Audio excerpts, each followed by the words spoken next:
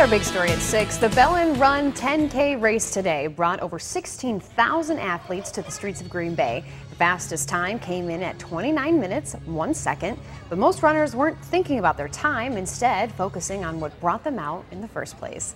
NBC 26's Eric Kress joins us live at 6 with more. A lot of ego boosting was coming from the sidelines today, but you didn't have to be a spectator to be a supporter, as many of the athletes proved by running for others who just couldn't.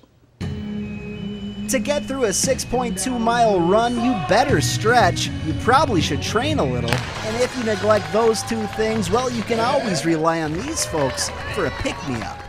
Keep going, you got her. Go, go. All right, way to go. There are people pretty much lining the whole entire course. I have to say it was the best year ever for crowd participation. And while spectators are good at giving the motivation that a runner can really use in the backstretch, I think about running. They're good. Keep it up, guys. all too many of these athletes are running. If I can give some happiness to someone else, as long as I'm able to do it, I will. Not for themselves, but others who just can't.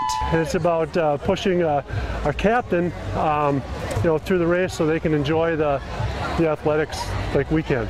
You don't know how lucky you are to be able to do it. Exactly. A lot of people can't. Yes. So it's a good feeling that way. Some even willing to put an extra 60 pounds of clothes and equipment on. I'm a firefighter in the Air Force. Just to show how far they would go. This is a lot of weight, and it's definitely difficult.